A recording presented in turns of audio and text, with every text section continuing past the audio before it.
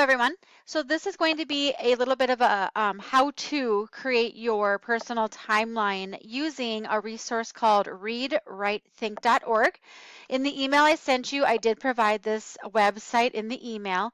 When you go to this website, you're going to come to this screen, and what you're going to want to do is go ahead and put your name right into the name area, and then you're just going to label it my life, my personal life, me, all about me, whatever you would like, and then click start. Once you get here, what you're going to do is you're going to click over on the left-hand side of the timeline, because again, timelines go left to right, and this box will pop up.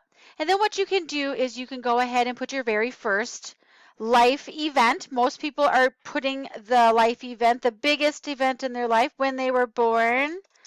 So you're going to label it, I was born, or something like that. You're going to go ahead and give it the year you were born. And if you have a picture saved to your computer, go ahead and choose image. And what you can do is you can go ahead and go into, I have some saved already. This is a baby picture I took off the internet, so it's not anybody that I actually know. And then click OK.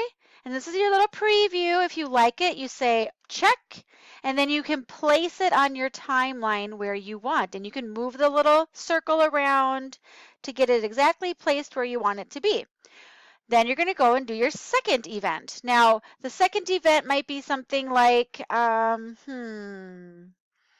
you could say first day of school.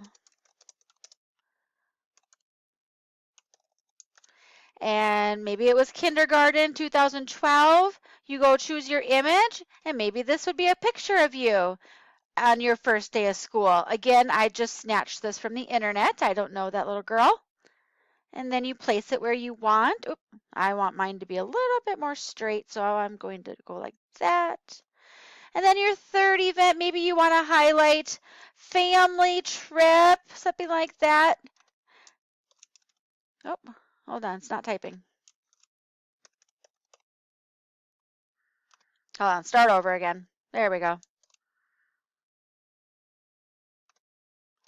1 second, it's being finicky on me.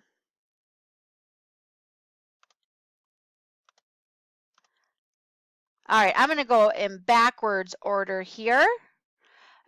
Instead of family trip, maybe you broke your arm once, and that's so horrible to break your arm. Broke my arm, maybe something like that. Maybe that happened when you were in first grade or something like that. But again, this is just a picture that I took, and it's from the internet. I don't know who that little girl is that broke her arm, but you can go ahead and put that picture right there, move it around, and then you can go as many as you can fit onto the page until you have all of your life events that you want on your personal timeline. Make sure they are in time order, and once you're done, you can go ahead and click finish, and you can actually send this to me in an email. You're just going to put in pherman@mnva.org. And then that will actually send it directly to my school email address. Now, just to be safe, because sometimes you can't always trust that emails get to where they're supposed to be, right? You might want to actually also maybe just take a quick picture of this with your camera on your phone or something like that, just to be on the safe side that it doesn't go away. Also, what you could do is you could save it. And when you save it, you can choose somewhere on your computer to save it.